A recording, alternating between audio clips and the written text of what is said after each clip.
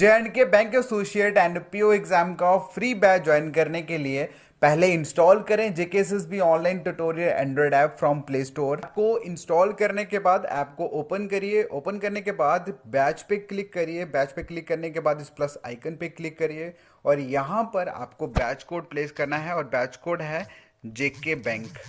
ये जेके बैंक सारा small letter में आएगा और इसमें कोई भी गैप नहीं है। ये बैच कोड प्लेस करने के बाद आपको सिंपल ओके पे क्लिक करना है और क्लिक करने के बाद आपकी रिक्वेस्ट हमारे पास आ जाएगी। हम देन यहाँ से अप्रूव कर देंगे और आप हमारे free JNK bank associate and PO batch में ऐड हो जाओगे। Hello everyone, I welcome you all to my next lecture. Hope you are in pink of health. तो let's just start with sentence correction today. जहाँ तक rules की बात है तो मैंने ऑलरेडी सारे रूल्स डिस्कस किए हुए हैं related to different parts of speech. तो यहाँ पर भी सेम ही रूल्स अप्लाई होंगे। जहाँ पर भी एरर होगा, कुछ भी होगा, वो आपको आइडेंटिफाई करना पड़ेगा अप्लाइंग द सेम रूल्स। अब क्वेश्चंस कैसे होंगे, let's just have a look at that first. In each of the questions, there are 4 sentences or parts of sentences that form a paragraph. ठीक है, identify the sentence or sentences, part or parts that is are incorrect. तो ऐसा नहीं है कि सिर्फ एक ही sentence या एक ही पार्ट ऑफ सेंटेंस गलत हो सकता है, 2 या 3 भी गलत हो सकते हैं। ठीक, in terms of grammar and usage, and choose the answer accordingly. So let's just move on to the first question. क्या कहता है पहला question? A dollar weak index and lower US Treasury yield is also making the yellow metal attractive for investors. Sorry, मैंने यहाँ पे options ठीक से नहीं दिए हैं. It is 1, 2, 3 and 4. ठीक है, तो पहली मिस्टेक जो है वो पहले ही पार्ट में है। और डॉलर वीक नहीं होगा, अ वीक डॉलर होगा। क्यों?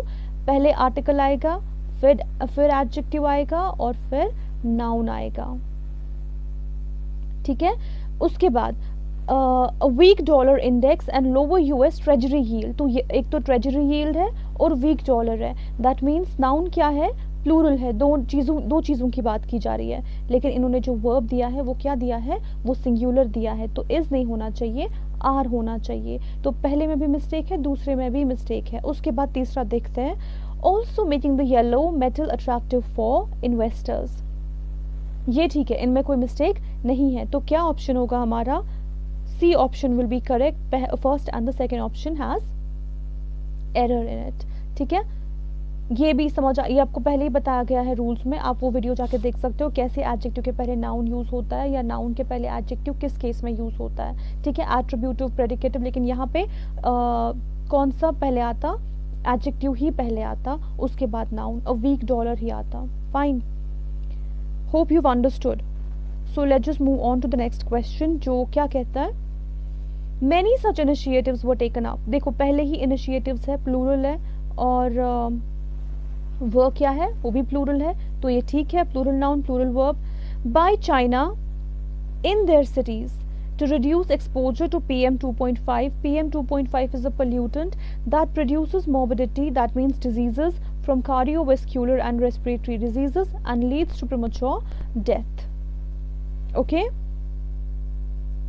तो यहाँ पर मिस्टेक, सॉरी एरर कहाँ पर है? Many such initiatives, वो ये तो ठीक है। By China in their cities, तो चाइना ने इनिशिएटिव्स लिए थे अपनी सिटीज में। ठीक है, तो चाइना क्या है? सिंगुलर नाउन है ना, क्योंकि एक ही कंट्री है।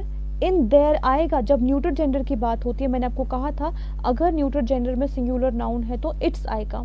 अगर न्यूट्रल जेंडर में नाउन प्लूरल है तो क्या आएगा? देयर आएगा। यहाँ पर नाउन सिंगुलर है तो क्या देयर आएगा? नहीं, तो क्या आएगा? इट्स आएगा। ठीक है, टू रिड्यूस एक्सपोजर, ये ठीक है। To PM 2.5 that produces morbidity from cardiovascular and respiratory diseases and leads to premature death। बाकी ऑप्शंस ठीक है। तो कहाँ पे एरर है हमारा? Only in the second one.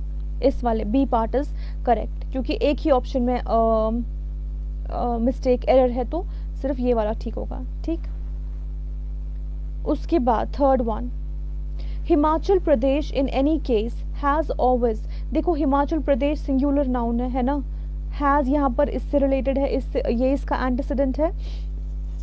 Sorry verb antecedent नहीं, मतलब हैज़ जो है वो किसके लिए यूज़ हुआ है, हिमाचल प्रदेश के लिए यूज़ हुआ है, तो वो भी सिंगुलर है. It's correct. Always had robust voter participation with very high turnouts relative to other North Indian states. तो कहाँ पर मिस्टेक है? जो ये थर्ड पार्ट ऑफ सेंटेंस है यहाँ पे, वेरी हायर, वेरी यहाँ पर यूज नहीं होना चाहिए था, यहाँ पर मच यूज होना चाहिए था, क्योंकि हम जब भी कंपैरेटिव डिग्री की बात करते हैं, whenever we talk about comparative degree, हम क्या यूज करते हैं, हम मच यूज करते हैं. वेरी जो है वो किसके लिए यूज होता है, वेरी यूज होता है किसी भी पॉजिटिव डिग्री के लिए, किसी भी पॉजिटिव डिग्री के लिए. तो हायर टर्न आउट जो है, higher is stands for comparative degree, तो इसीलिए यहाँ पे वेरी नहीं आएगा, क्या आएगा, मच आएगा. या किसी भी दूसरी कंपैरेटिव डिग्री की जो बात की गई हो वहां पर भी क्या आएगा, मच आएगा, एंड नॉट वेरी. अंडरस्टूड. तो कौन सा ऑप्शन ठीक है, हम बाकी जो है वो सेंटेंस पूरा ठीक है, जितने भी ऑप्शंस दिए गए हैं. So which one will be the correct? D option. Only third part has error in it. Fine. Okay. The next question. The Prime Minister's Economic Advisory Council had spelled out a clear road map for the government to ramp up job creation and infrastructure financing avenues when investing more resources on health, education and skill development. Ramp up का मतलब होता है increase करना. तो government जो है वो क्या कर रही है, एक तो इंक्रीज कर रही है job creation and infrastructure financing avenues. तो ये तो वो स्टार्ट करना, उसने ये सब स्टार्ट कर दिया है करना, लेकिन उसके साथ साथ वो क्या कर रहा है, इन्वेस्ट कर रहा है ऑन मोर रिसोर्सेज. ठीक है. अब कहाँ पर मिस्टेक है, व्हेन यहाँ पर नहीं होना चाहिए था, यहाँ पर वाइल यूज होना चाहिए था. क्यों? क्योंकि जब भी आप दो एक्शंस की बात कर रहे हो एक ही टाइम पे, वहां पर वाइल यूज होता है, व्हेन नहीं. When two actions are talked about at the same time, I mean together, तो वहां पर क्या यूज होता है, वाइल. तो जब गवर्नमेंट इन्वेस्ट कर रही थी, ठीक है, उसके साथ साथ वो क्या कर रही थी, वो इंक्रीज कर रही थी job creation and infrastructure financing avenues. तो ये दो एक्शन साथ में वो कर रही थी, तो तभी यहाँ पे क्या आएगा, वाइल आएगा. बट क्या ये सिर्फ एक ही मिस्टेक है? Let's just have a look at that. While investing more resources on health, देखो जब भी आप इन्वेस्ट की बात करते हो ना, you invest in something, you don't invest on. Investment की जो बात होती है तो आप इन यूज करते हो, the preposition that is used here is in and not on. तो ये दूसरी मिस्टेक है इस सेंटेंस में. ठीक है. तो क्या आएगा, investing in and not investing on. ठीक है. while investing more resources in health, education and skill development. ठीक है. तो एक तो यहाँ पर मिस्टेक है, when नहीं होना चाहिए था, क्या होना चाहिए था, while होना चाहिए था. क्यों? क्योंकि जब भी हम दो एक्शंस की बात करते हैं at the same time, so what do we say, what do we use while. तो कौन सा ऑप्शन करेक्ट होगा, थर्ड और फोर्थ में मिस्टेक थी, क्या ये ऑप्शन कहीं पर है, third and okay, option D is correct. क्यों? क्योंकि उसी में सिर्फ थर्ड एंड फोर्थ के बारे में बताया गया है. Fine. Okay, now let's move on to the next one which says studies on police reforms. देखो स्टडीज ऑन पुलिस रिफॉर्म्स पे जो स्टडी की जा रही है, तो ऑन यहाँ पे ठीक है. हैव हाईलाइटेड, हैव के साथ हाईलाइटेड यूज हुआ है, V3 फॉर्म, ये भी correct. The need to make, to के साथ V1 यूज हुआ है, ये भी करेक्ट है. The investigation process more scientific and rooted in forensic analysis, but custodial torture and extracted confessions continue to be reported. Fine. तो कहाँ पर मिस्टेक है? पहला पार्ट जो है वो बिल्कुल ठीक है. Second, the investigation process more scientific and rooted. देखो अब यहाँ पर मिस्टेक है.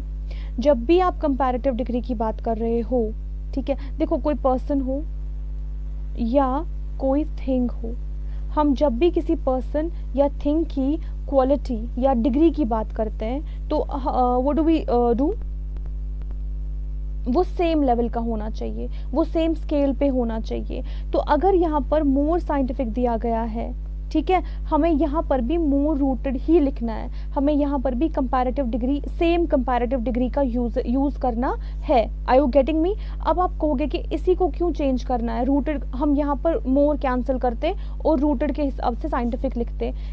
We can not do that. क्यों? You have to change the comparative degree of the second adjective in accordance with the first one। पहले adjective के हिसाब से कंपैरेटिव डिग्री आपको चेंज करनी है दूसरे की, न कि दूसरे के हिसाब से आप चेंज करोगे पहले वाले की। That is the rule. Are you getting me? ठीक है। So hope you understood this point कि जो यहाँ पर आपको मोर साइंटिफिक दिया गया है उसके हिसाब से आपको यहाँ पर क्या लिखना है, आपको लिखना है मोर रूटेड। ठीक। And then in forensic analysis but custodial torture and extracted confessions continue to be reported। यहाँ पर भी ये ठीक है, अगर सिर्फ 2 होता तो रिपोर्ट आता V1 में, लेकिन जब B साथ में है तो ये V3 फॉर्म में आएगा which is करेक्ट। तो एक ही जगह पे एरर है, वो कहाँ पर है, पार्ट 2 में, तो C ऑप्शन हमारा करेक्ट आएगा। फाइन। और कभी कभी हम क्या करते हैं, जब भी हम कोई एक्सप्रेशन यूज करते हैं ना, किसी को लगता है कि शायद इंग्लिश में वो गलत बोल दिया, लेकिन sometimes it can be impolite, sometimes it can be used in an informal way. तो before pointing out such things आप क्या करोगे, डू चेक सोर्सेज। ठीक है। जो फॉर्मल वे में दिया गया होता है, फॉर्मल इंग्लिश में लिख सकते हैं, दैट इज करेक्ट, लेकिन स्पोकन फॉर्म में we take liability to speak. The fact is information should be passed on correctly.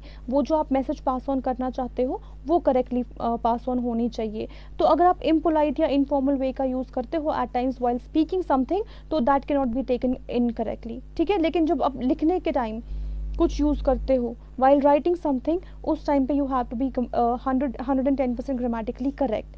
ठीक है। Okay, that was the last one. Hope you have understood this lecture. बस ऐसे ही questions आते हैं आपको exams में भी, और अगर आपने ग्रामर के सारे रूल्स देख लिए हैं, प्रैक्टिस कर लिए हैं, तो मुझे नहीं लगता एरर स्पॉट करने में आपको कहीं पर भी प्रॉब्लम होगी, whether beat in fillers, paragraph, sorry ये सेंटेंस करेक्शन है, तो कहीं पर भी आपको प्रॉब्लम नहीं होगी। I hope you are going to do your exams wonderfully. Best of luck for your exams. Take care. Bye bye.